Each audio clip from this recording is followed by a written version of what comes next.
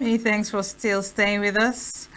Quite recently, Rangers International Football Club, commonly known as Enugu Rangers, which is a Nigerian Premier League football club founded in 1970.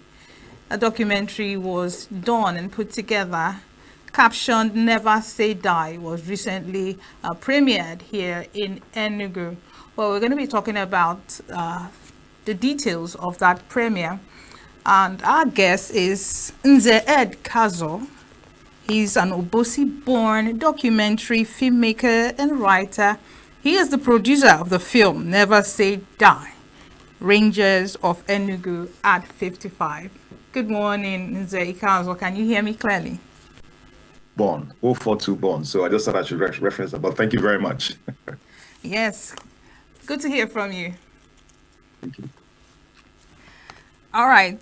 Um, Rangers of Enugu at 55 never say die.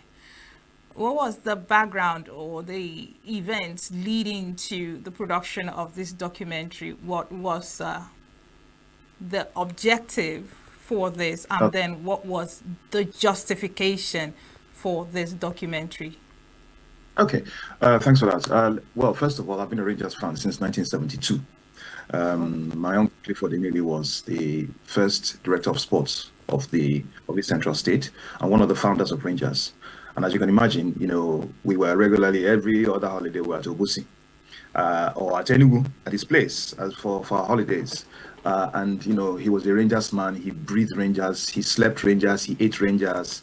Rangers was in his blood. So naturally, that kind of influence is infectious. And of course, Rangers. We didn't need convincing. Rangers was our team. They spoke like us. They represented us. So that was the beginning of my obsession with Rangers. Now, over the years, I've been a Rangers fan. Through the good times, the bad times. And 2021, I was opportune to deliver a presentation at the School of Oriental and African Studies, University of London, Igbo conference. And the topic was disruption. I chose Rangers as my topic because Rangers was nothing could be more disruptive than Rangers. We were not supposed to make any headway in national sports on the national stage for at least 3 years or 4 years after the war. Within 9 months, these men had put us at the top of the football map. Now, I think the Center for Memories, Enugu, who are my partners, I volunteer for them, I work with them on projects. Very, very, came up to me sometime early last year and said, Ezenia, would you make a film on Rangers? I said, see, is the sky blue? It was a no-brainer, So we got round to it. We did a soft premiere last year, April, at the Center for Memories. But it was a fairly small event, and it wasn't the whole documentary because we got up to 1985. So on the occasion of Rangers' 55th anniversary, I myself and my younger brother Hani Iboko, who's the director of the center, we agreed that look, let's do something together for February next year because Rangers would be 55 on February 25th 2025 because it was founded on February 25th, 1970. So let's put something together for that. Now, we chose the 21st because it was the nearest Friday to the 25th because it had been harder to get people on seats on the 25th, which is a working day. So that's the genesis of it. As for the impetus, the simple fact is that as Igbos, we need to be mindful about losing chapters in our history. Our history, yes, Umenani, and the traditional histories are transmitted orally and so on and so forth. But the reality is that more contemporary history is capable of getting lost. I mean, let's use the example of even confusion about the dates that Rangers was founded. Most people were not even aware. Even people within the administrative infrastructure weren't even aware of the exact date. The fact is that it was founded on the 25th of February. And what we did with this film was that I've been for over 10 years, I've been gathering interviews with Rangers players, not just particularly for Rangers project, but on broad-based projects. And what I would always do when I'm speaking to these people, even though I was sent there or I went there to gather information about, civil war or gather information about something else, I would get biographical information from the actors. And it now proves itself to have been efficacious because someone like Shedrack Ajero, the great Shedrack Ajero Rangers, one of the pioneers of Rangers, a Green Eagles star of the 1960s, I interviewed him in 2014. Within a few months, he was dead. Chief Julia Alale, chief welfare officer of Rangers, Madam Rangers herself. I interviewed her in 2019 towards the Biafran documentary, which was screened last year, which I had the occasion to come and discuss on your program. I interviewed her within a year and a half. Auntie Julie was gone. So if we didn't capture these memories, the memories would have been lost. Lost. Let's not kid ourselves, because once someone is gone, you can't wake them up to get data. And why is it important to capture these memories? Because it is a bequest to our children, our grandchildren. Your sense of who you are, your sense of what you achieved, your sense of self is based on your history, your antecedents. So that if you do not have that data and somebody else is telling you that you are worth 5 naira, meanwhile, the data shows you that you are worth a price beyond money or value or pecuniary value, then it helps your sense of self, your sense of identity. The funding for this documentary came 99.9% from myself and my wife. I always make the joke, we're pensioners. The Center for Memory very kindly recorded the first set of interviews, but everything else, plus all the footage, the editing, the archiving, everything, the licensing was borne by us. And, it's a gift to the Center for Memories. It's a gift to Enugu Rangers who have endorsed it and accepted it. It is also their project. It's a gift to Ndibo, because Rangers goes beyond just Enugu State. Although we're grateful to the successive governments of Enugu State for the years who made sure this team did not die. Let's not kid ourselves. Many of Rangers' contemporaries of the 70s and 80s are gone. And that is because of lack of investment or lack of interest. Now, Enugu State governments through the years, first Anambra before the division, and Enugu State governments have made sure this team survived. And we need to pay tribute to every single governor of Enugu State or who supported the team, or every single governor after the creation, of the single state, who have kept it going up until now. We need to thank them. We need to thank the corporate bodies, like AfriInvest, who recently become shirt sponsors, which is something that was unknown, for keeping this brand alive. And so, in a nutshell, that was the journey and impetus for this documentary. Some of us who haven't seen the film, the documentary yet, and we are itching to know the content. Can you give us a synopsis of some sort, or a concise description of the content of this documentary to whet our appetites?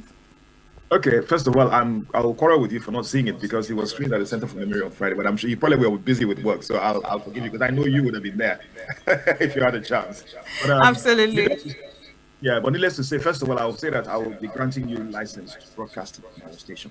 You choose a date. Oh, great. Make it well. So, this is not a profit project. It's a gift to our people. Now, secondly, to answer your question about the document, we start with the background to the formation of Rangers, which is the war. Let's just call it spade a spade. A lot of the old players who had been making waves all over Nigeria, national team players, national team captains, found themselves back in the East. They ran away during the crisis. So at the end of the war, many of them were actually part of the Biafran national team. Now, when the war ended, thinkers within the state said, look, let's give these people something, because people are down, people are dejected, people are hungry, people are unhappy. Let's give them something to raise their morale. And I'm talking about people like Dr. Jerry Enugu, a great man, the late Dr. Jerry Enugu, who had been a sports administrator on the old Eastern region and indeed in the defunct Republic of Biafra. So they were absorbed into the state government by Dr. Upabiasika, who absorbed them, used their skills. A.W. Ibe, a businessman, who helped Rangers with initial funding, because running a football club is not cheap. And then the state government of Upabiasika, who had the idea sold to them, and Chief Julie Alale, who said, look, we don't have money. They don't say it doesn't have money to fund this thing, because the priority was to make sure they are building roads, restoring several utilities destroyed during the war. So she innovated a scheme where these players got paid in kind, with food, because food was even more valuable than money after the war, and they agreed. And these boys, anyway, to cut a long story short, I don't want to ruin the punchline. The reality is that these guys put themselves together selflessly, and within a year they were champions of Nigeria, the National League champions. Rangers was founded in February 2025. By January 1971, they were National League champions, the Macri Cup champions. Went on to play in Africa, the Africa Cup of Champion clubs. Over the years, culminated in victory in the African Cup Winners' Cup in 1977, in a continuum of development. There were years that things were a little bit quiet. I mean, we need to pay tribute also to this. I've talked about Babiasika, who needs to get credit for the formation and funding of Rangers. Let's also talk about Atompera, Jonathan Pera was phenomenal, you know. And then we talk about Chief Jim Obodo, who was previously chairman of Rangers, who now, as civilian governor, putting energy, putting backbone in making sure that Rangers not just survived, but prevailed. There were difficult years during the military era when we returned to military rule, but then we saw the renaissance in recent years, 2016, 2018, and of course last year as National Premier League champions. So we trace this journey in detail. We also trace the culture of Rangers, that togetherness, what was behind it, what was behind the success. And we were very lucky to have interviews with, as I said, Shedrack Kajero, the great Shedrack Kajero, late Shedrack Kajero, but we also had interview with skipper Christian Chukwu, chairman Emmanuel Okala, and my brother, you know, who provided the thread for this whole documentary, Sam Onyaka, alias 404. You know, we had Chief Julia Lale, you know, we had Prince Ikechi Oke, we had the wonderful Amobi Ezako. You know, I cannot praise that young man enough. Amobi represents the Ranger spirit. Analytical thinking, meticulous planning, spirit, heart, determination, courage. That was what Rangers is about, and Amobi epitomizes that. You know, also we had a word from the present state government sponsors who, you know, really have been really helpful. And I don't, you know, I mean, I'm a political person, but this is not about politics. This is about service, and I greet the state governments through the years, and we kind of like acknowledge that, and then we now go into detail, you know, into the end story. But I won't say more than that. And I recommend this. Is 90 minutes. It was 90 minutes for the screening the day before yesterday, but in actual fact, the full documentary is about 2 hours, 2.5 hours, where we go into a lot of detail into personalities. As I said, your viewers will have the opportunity to watch this. We'll agree with it. I know you weren't expecting this, but this is not, as I said, it's a non-profit affair. So please, we'll arrange that and make sure your viewers watch it. Thank you. It's very laudable, very brilliant that within a year of Rangers, the formation of Rangers International, they went on to, you know, to the finals of the tournament. Now, does it go to, or rather, is it a testament to the resilience of the Igbo nation, and how exactly the documentary portrayed this aspect, you know, of the resilience of the Igbo man? The simple fact is that these players, one, they were Igbos. The initial cohort of players were Igbos, both from Inuani and even, you know, from within the East Central State. That's right, the Midwestern brothers, and the brothers from East Central State. This is where, you know. So, and also there was that sense of responsibility as far as they were concerned. They were playing for their people. I mean, I'll give you the example of the Ever Silver Spirit. Dominic Nwobodo earned the nickname Alaji. He's playing in the semi-final match in the National League when he sustained a head injury and refused to be substituted. So he insisted on playing, kept a bandage on his head. 6 Rangers players were badly injured in that match against the Army Garrison organization, the Army team. So they felt they represented their people, and their people reminded them that they represented them, because Ndibo did not take, as let me quote skipper Christian Chukwu and chairman Emokala, and please, those are their titles. I know people have just opposed them over the years, but they're actual titles in Rangers.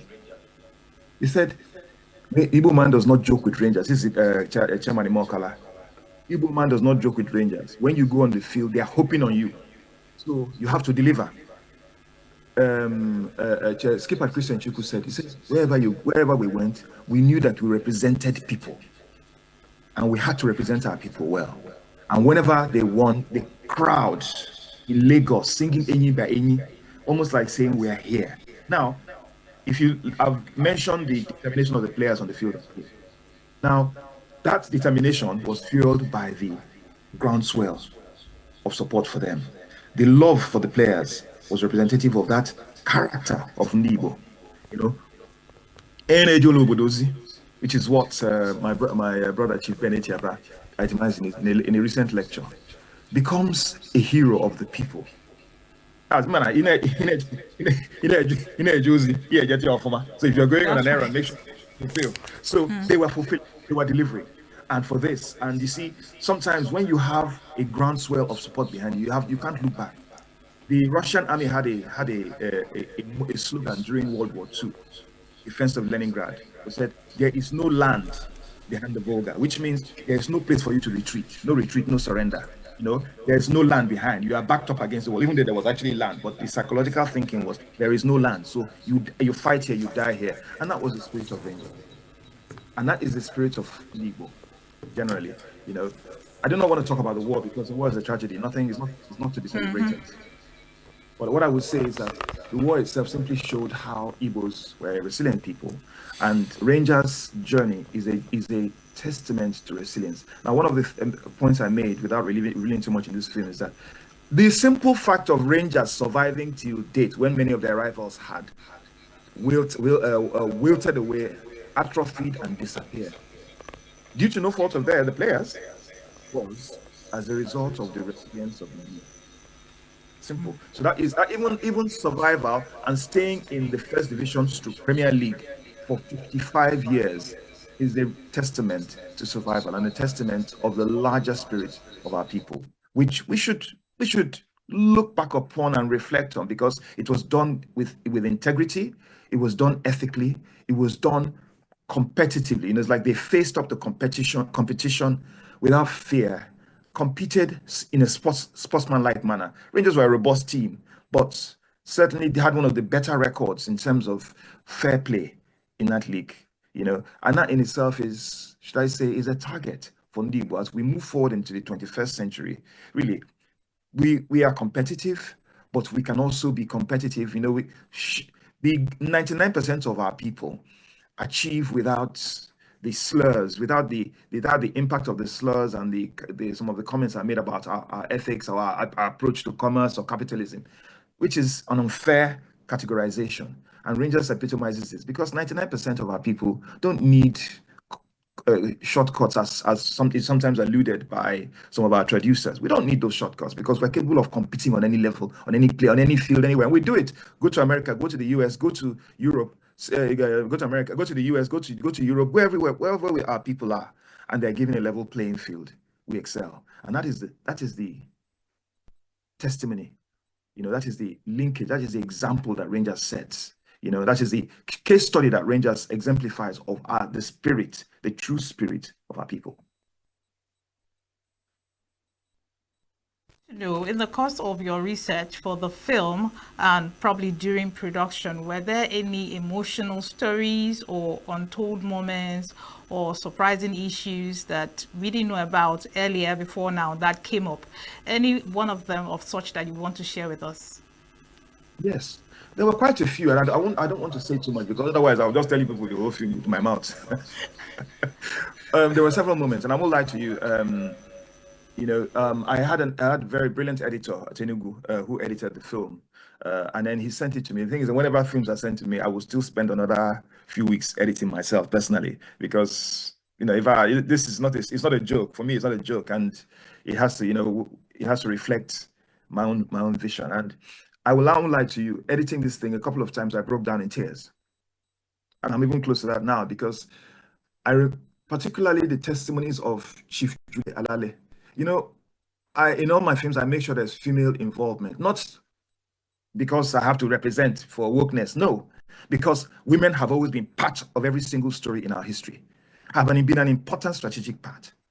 So for me, seeing this woman who wasn't telling you she didn't need your promotion, she didn't need this horrible word that these people use there, that these people are trampling on now, DEI. She stood her ground, but then she stood her ground and she stood for these players. For me, one example was when she made the suggestion about food for work. When the team was now formed, the players now said, that woman that made this suggestion, bring her to work with us. We want her to work. We're insisting she must be part of this team. Auntie, Chief Julie, I call her auntie because I've known her since I was a child. She's a family friend, apart from the fact that obviously I was involved with my uncle, who was a chairman, sports council director, and obviously worked with her. And she was very emotional. She was almost in tears, saying, I just said this before, maybe I join offer. Maybe I should follow, they called me to join them. She was emotional. She says, God bless them. It moved me to tears. because it showed the character of our people. I will also talk about the 1974 Challenge Cup, when Rangers won the Challenge Cup for the first time. That's the FA Cup, which is now, when they won that cup for the first time, and then when they referenced how Godwin Achebe, the chief coach, broke down in tears. Now, Godwin Achebe is a solid, his face was almost like set in concrete, hard man who doesn't, the defender for many years. But Godwin Achebe shed tears at Rangers winning this because it was emotional for him. Our people had achieved something that had, what it meant. Godwin Achebe was a captain of the Biafran national team. He was captain of the Red Devils, Nigerian Red Devils, the first captain of the Green Eagles. And it was emotional for him to see that we had achieved this aim. We had come back into the fold. And, as I said, I try not to get drawn in some of these polemics, because the reality is that Godwin Achebe and some of those players were great servants of Nigeria before the war, servants of their people during the Biafran War, and then back to Nigeria, captaining the Green Eagles once more. To see him, Godwin Achebe is one of the most important characters in this film, himself and Dan Anyam. And the third moment for me was Dan Anyam, who was also the chief architect, strategic architect of Rangers' victories from 1970 to 1977 when he died. The tributes we paid him. And I remember when he died in 1977, and I'm just so glad that these two men have stadia named after them, Dan Anyam Stadium at Owerri and Godwin Achebe Stadium at Onitsha. I was emotional because some of his sons were my mates, and I know they lost their father at a very young age.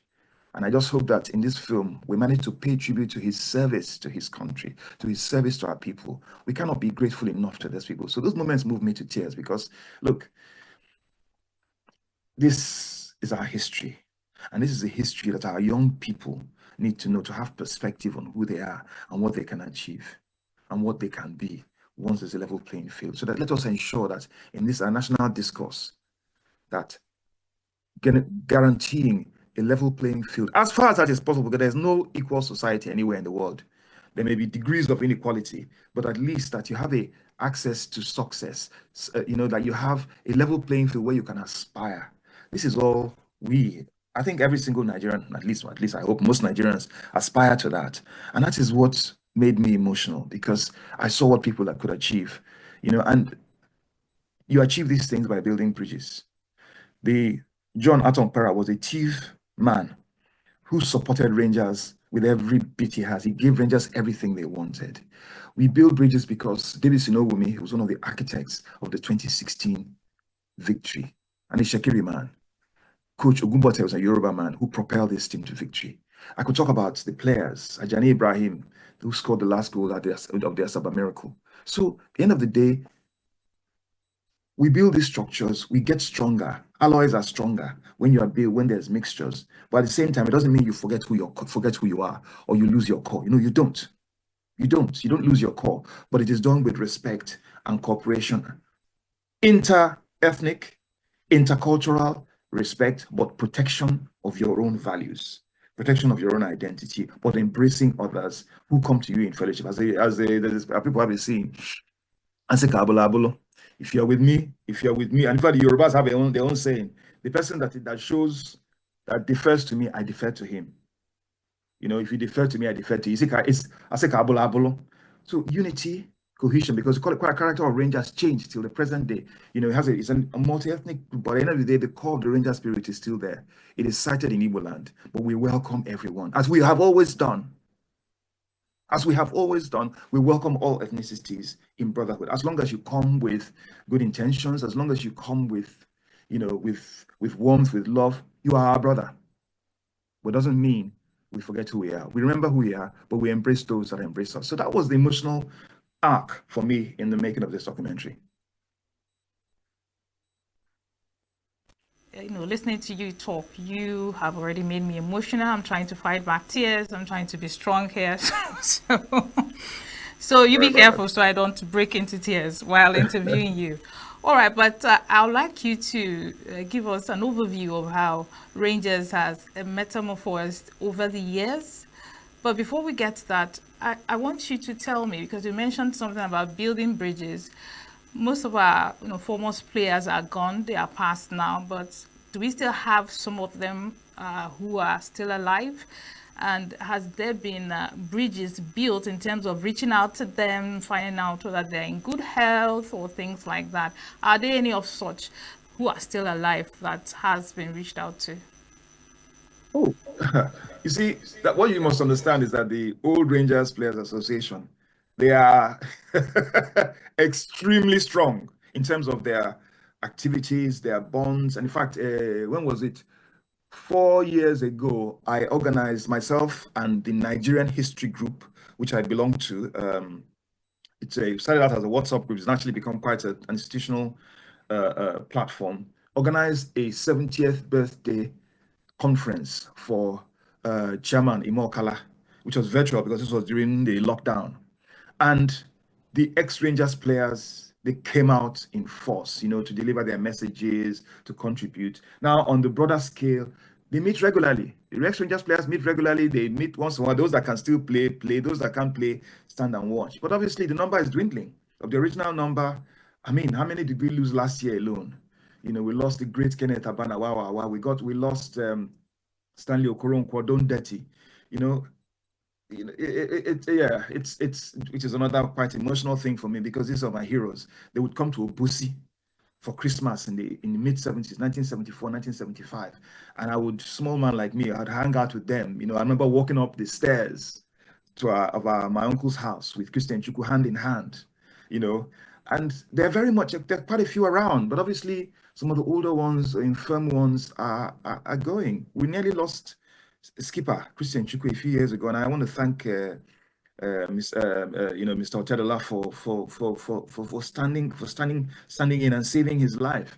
Uncle Imokala is infirm. He's 74 this year, and he's not been very well. So they are still there, and they're very strong support for the team. And of course, we reached out to them. They were part of the documentary. I mean, Big Bro Sam Onyaka, who is he's a retired civil servant based in the US, was part of this documentary. And in fact, I would say Big Sam, he provided pretty much almost was like the narrator for the better part of the early part of the story. And he's still alive and still very active and still contributing. And of course, there's an infrastructure. The patron, I want to pay tribute to Engineer Benson Ejindu. Engineer Ejindu selflessly supports this team, supports the older players, supports causes related to the older players till tomorrow. People ask me, somebody was making a joke, you're making this film with your money. What is the gain there? I said, there's no gain. I'm not, if the government officials will tell you that, I don't know, if I see them on the road, I won't recognize them apart from maybe the governor who is over the papers. I'm not looking for anything. AfriInvest, the sponsors, I was proud to have them interviewed because they're supporting Rangers, my team. Rangers, I didn't get a penny from them, I didn't get a penny from anybody because this is for me. Look, when Rangers in the first 5 years, even when the team was being supported by the state government, people were contributing money. Traders, Rangers. Sorry, they were contributing money and giving to Rangers just to support them, even though they knew they had support as a mark of respect and appreciation. And that is what people like Engineer Benson Ejindu have been doing, and many others supporting this team. Okay, and so there is an infrastructure in place, and there's nothing you can't. There are certain journeys you can't take without making sure that some people are looped in. The Rangers Association was looped in. Charlie Okonkwo, Hurricane Charlie, Green Eagles, Super Eagles, and Rangers. Charlie said, "Look, the only team I will play in this country is Rangers. I cannot imagine playing for another team, no matter what all the offers that were given to him by Abiola Babes, by other teams." He said, "I can't play against Rangers." So next step for him was to go abroad and play because there was nowhere else to go. Charlie was involved in the making of this documentary. And in fact, this documentary would not have been made without Charlie because Charlie opened doors to the old association, Anabatam. They accepted me and gave me their support in terms of data. And also, I want to pay tribute to, we lost Nze, Obuefi, Chukwuma Igweonu, one of the greatest Nigerian players of all time, one of the founding players of Rangers. I want to pay tribute to his estate, particularly his son Chidozie, militant Chidozie Ganabia, because when we put out the trailer and he didn't see mention of his dad, he almost fought me. And I hope you watched the film to see that there was at least 5 minutes dedicated to his dad, showing his dad's playing this, his dad's contributions, the goals his father scored. So I was keeping it as a surprise, but the man 1 minute of he didn't allow me to drink water and put the cup down because I know what this thing means. This film could not have been made without the support of people like Chidozie and his father's legacy, because a lot of the images we used were from Iguanu's collection, and in fact, Iguanu deserves a documentary on his own. That generation, first generation, deserve a documentary on their own. I would have taken it on, but I'm a little bit tired because I've not been a bit unwell recently. So let me rest small. Maybe I'll wake up one morning, my wife will tell me, okay, my husband, you're allowed to do this now. So yeah, that I hope that answers your question. All right. In terms of how Rangers has grown and changed and metamorphosed over the years, what do you have to say? Yes. We covered the arc, the evolution of Rangers, in the sense that Rangers was pretty much a hardcore Igbo team at the beginning. For the first 15 years, it was. By 1985, things changed. And I mean, it was subject to a lot of the old players. The old players had retired and gone. The hardcore, like the hardcore post-Biafran generation had gone. And obviously, club was looking for survival, had to look for teams, for players from everywhere. So there was an admixture of players from the West, from everywhere else, who joined Rangers. I think the first was David Ngodiga, who's from River State.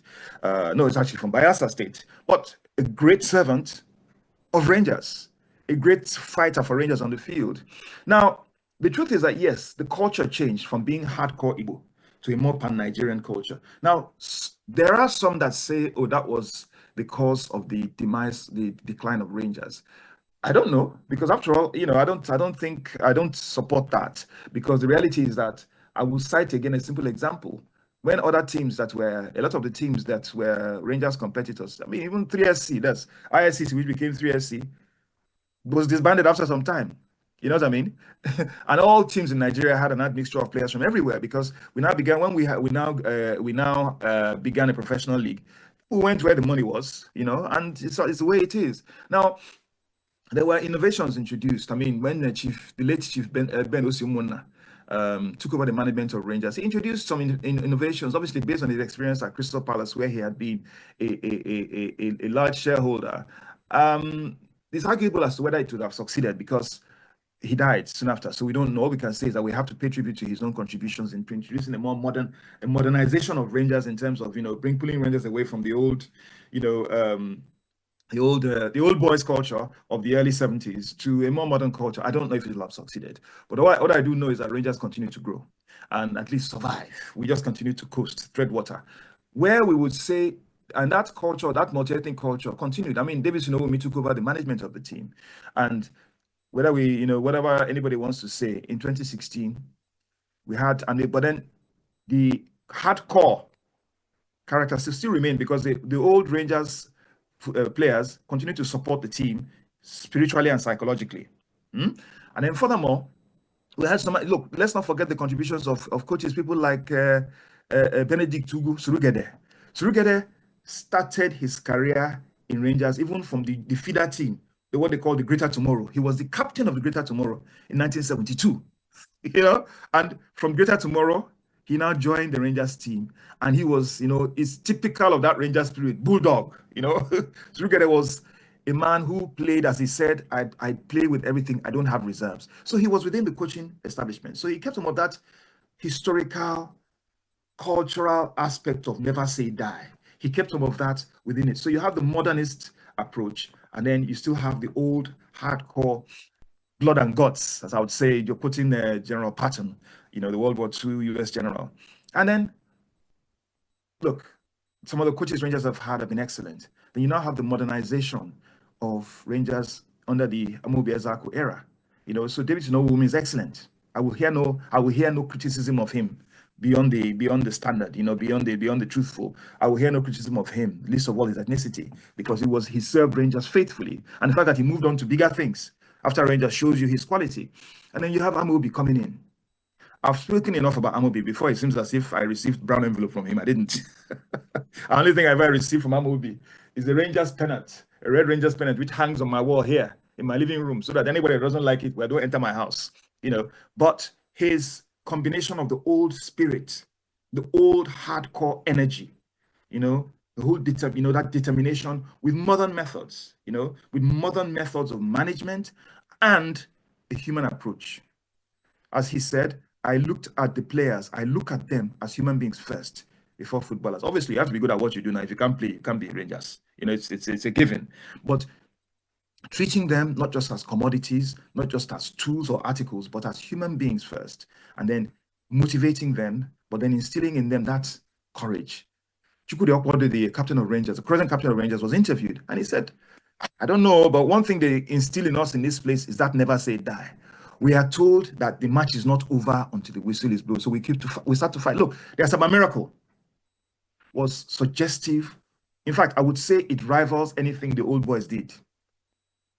Yes, when Rangers came from 3 goals down in the last 14 minutes of this match to level up and win the match in penalties.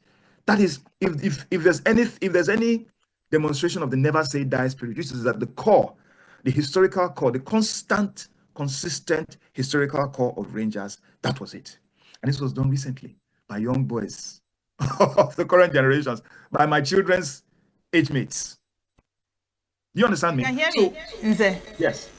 Yes. I think you're going way ahead of my questions, because I was going to ask you, in the 55 years of the existence of the Rangers Football Club, what would be the most memorable victory? Because I've heard you mention the Asaba Miracle. You're still going to tell us what exactly happened in the Asaba Miracle in a separate conversation, but I need you to tell me, were there stories of controversies or stemming from probably rivalry with sister football clubs like Iwayan Nacional or Enyimba or Baba? Were there stories or controversies surrounding them that showed that there was any form of rivalry among the groups? Oh, listen.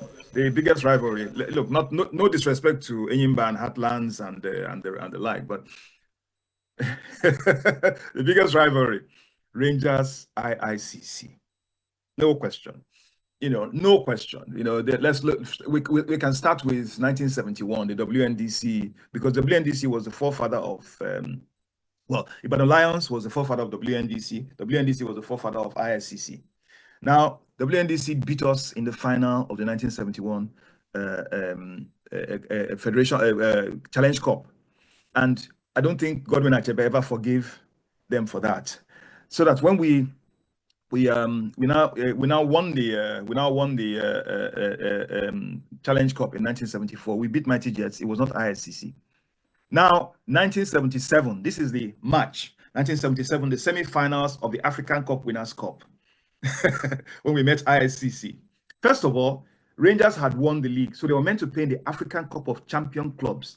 But Rangers chose to play the African Cup Winners' Cup. In fact, they even stepped down to play the African Cup Winners' Cup because IICC had won it the year before. They were the first Nigerian team to win it. So we had unfinished business. Now, as God would have it, after beating Police of Senegal, we now met IICC in the semi-final. Now, there was controversy as to where the match should be held, because normally you're supposed to have the match in Ibadan, the IICC base, and then at Enugu. But first of all, the NFA said they had the match first in Lagos. Wanted to host the match in Lagos, and Rangers insisted no, it must come to Enugu. The second match must come to Enugu. Now, the NFA, it was a controversy. Rangers felt, look, if this match is played in Lagos again, we lose advantage because Ibadan is not far from Lagos. Now, between you and me, there were as many Igbos in Lagos as there were in Enugu or Onitsha. But it was politics. So anyway, after all the controversy, in fact, the head of state had to be involved to say, look, this thing can cause fight. So eventually, the head of state sent, intervened, and eventually it was decided that the match should be played in Kaduna. Rangers said, yes, we prefer for it to be in Kaduna than for it to be in Lagos. So the match was played, and Rangers beat IICC. Now, some will say that's one of Rangers' greatest victories, because even though we beat, the energy behind the win against IICC was not even as much as the energy. Sorry, it was more than the energy in the win against Canon Sportif of Yaoundé, in which we smashed them 5-2 aggregate. It was more than that. So that should tell you everything you need to know about the rivalry between the teams. So many would describe my late brother and friend, Iwe Deojima, who used to be a football manager at Super Sports.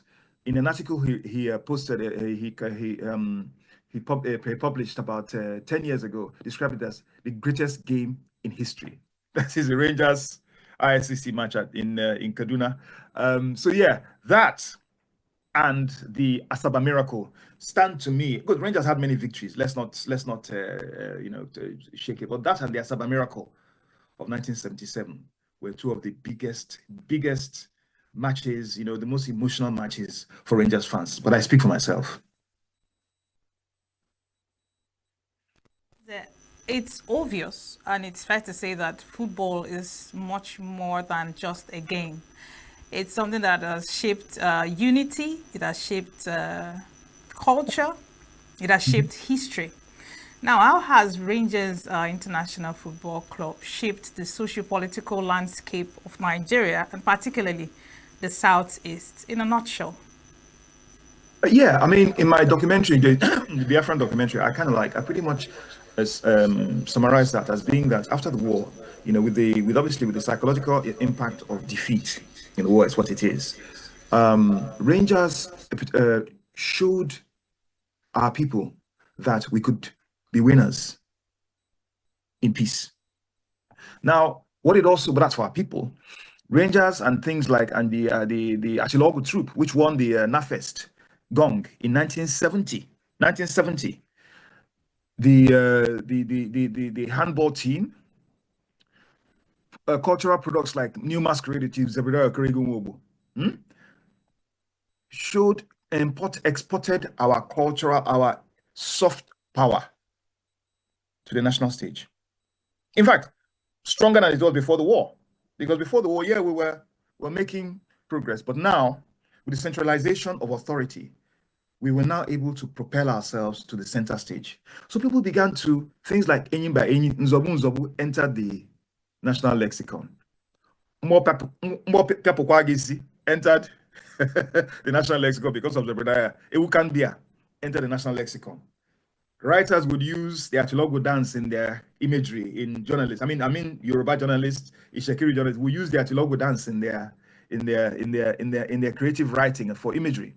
So what it did, in summary, was that this soft power was exported to the national stage, and Rangers' determination, Rangers' victories. Not everybody will obviously be happy about it, because naturally, if you've got rival teams, it's natural for people to feel a bit funny about that. But it exported our soft power to the national stage.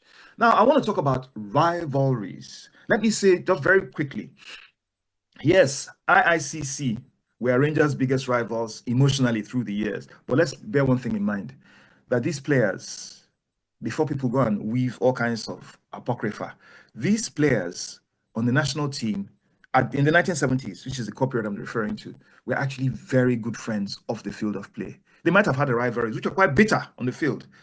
I'll give an example. When Segun Odegbami got married, Imokala, Christian Chukwu, and a whole heap of Rangers players stormed Ibadan to support their brother and friend. Till today, Segun Odegbami is a regular visitor in Imokala's home at Enugu. When Imokala got married, Ranger ICC players came to support a brother. When Besto Gedengbe died, Okala was there, one of the people that read a eulogy and broke down in tears. Moving a whole church full of people, because Gedengbe was his rival, was his ICC rival, and also rival in the national team for his place. Yet they could look beyond that and see that, look, at the end of the day, we're all human beings. We can represent our people robustly, but we're all human beings.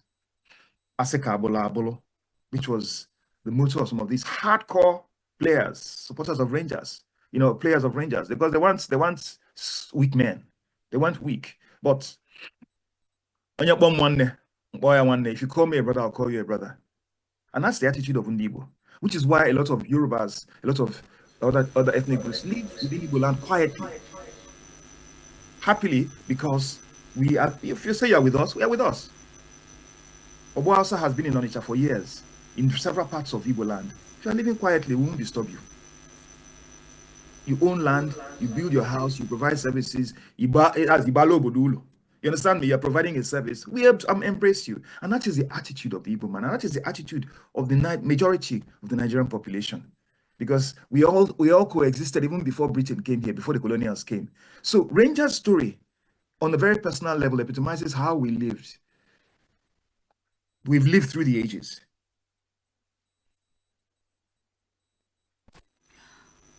Thank you. All right.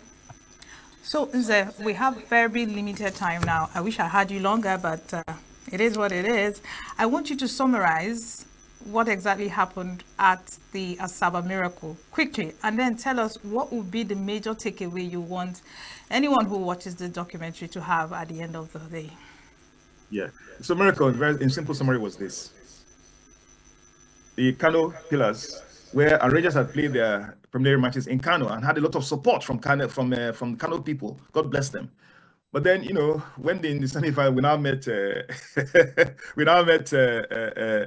Kano Pillars, at Asaba. It was a different kettle of fish. Now, Rangers had hoped that, our people will come from Onitsha and come from everywhere. But suddenly you had a multitude, legion of Kano Pillars fans. In fact, the whole of Kano came to Asaba that day. Anyway, as it were, the support and the promises made to the Kano Pillars players motivated them. And by the 76th minute, Kano Pillars had scored 3 goals. In fact, as Amobi described it, the Kano Pillars players were already going to the governor's stand and say, "Oh boy, that house you promised us, I bring the key now." Anyway, Rangers said, "Okay, let's see whether we can score 1." They scored 1. And I said, come on, what's happening? Is it not, we're not in playing time? What do we have to lose? Before we knew it, 3-3. At that time, a lot of Rangers supporters had already gone. So people inside the stadium called, they say, wow, Rangers are making equalize. So people started running back. In fact, Kano Pillars, some of them had already started making their way back to Kano. So they had to come back. So there was almost pandemonium, because I have a lot of sympathy for Kano Pillars fans. When you pretty much have victory snatched from you, not by fraud, not by sleight of hand, just by a group of very determined, stubborn goats. And Rangers won the penalty, and eventually, we won the cup. So that for me epitomizes this team. And it's similar to the miracle, the Mehala saw Wahala of 1975, when Mehala beat Rangers 3-1 in Egypt, in circumstances which people have their criticisms. And then we came to Enugu. They came to Enugu Stadium at Ogui Road, and were smashed 3-0. That's determination. That's a character, And I guess that's in a miracle is what people should take away from this film, which is next part of your question, which is that this team is you. This team is who we are. This team represents us. It's about representation, and that is the character that we should, in our quiet moments, assume to be who we are. It's not an external force. It is who we are. It is who we ought to be. It is who we ought to aspire to be as a people. Rangers is an example. Rangers is our symbol. And the thing is, I want to pay tribute to the fans, because when stadia are full watching Rangers, that's a sign of how things are changed. In the 80s and 90s, or should I say, even in the 90s, nobody wanted to go to matches. I was at the Federation Cup final in 2012. Even when they begged people to come, they were even ready to pay people to come to the stadium. Stadium was not even up to 1/4 full. So that tells you. But when Rangers matches full, in fact, at the recent match, it was over full. You know what I mean? Thankfully, it was managed. Properly. So this is the takeaway. The importance of Rangers in our culture, in our contemporary culture, the aspirational template that Rangers provides for our people, for that young boy in Equilobia, is about values, a value system, a value system based on merit, based on hard work, based on slow progression, something that many parts of our society have lost since the war. I will quote Professor Anya Okwanya, who talked about the loss of the legacy of leadership in Igbo land, because many of our great leaders, pre-war leaders, died during the war, died in the immediate aftermath of the war from illness or from heartbreak after losing everything they had. So there was a leadership vacuum that would have been translated into a continuum of development for this area, which was lost. And certain kinds of leadership that maybe were not opposite to the real character of Igbo, or even complementary to the real gifts and assets that we have that would propel us further, install themselves. It's what it is. So if there's to be a renaissance, I use that word, hopefully Rangers, amongst others, the Rangers story provides a template for gradual hard work. The way the traders in the market, the spare parts traders will sit down, bent over engine blocks, working day and night, making millions in grimy circumstances, but thought that nowadays, nobody wants to boy. Nobody wants to go through that process, that hard process of development that really is the guarantee of sustainable growth in Igbo land. Everybody wants that quick fix to blow. Whereas Rangers represented a gradual process of planning, hard work, merit, which is what our society had as its key template before the war, which we have lost. Because I think the years between 1985 and the present have been dangerous in Igbo land, because the new value system was entrenched, which in many instances is not in keeping. And I cannot be absolute here, because there are still incredible examples of that. As I talk about the traders, examples of hard work, that hardcore character of our people. There's also bad eggs, there's also people who, but it's always been like in every society it exists. It is how you manage it, it's how the leadership manages the broader populace towards that hopeful value system that it should be our aspiration. That's where the key is, and that's hopefully the takeaway. Thank you so much, Ikeazor. It's always a pleasure talking with you. Yeah, more like a compendium of Igbo culture and interest. Thank you so much. I'm grateful. All the love from Enugu. Thank you for staying with us. Save Nature TV. News in your pocket.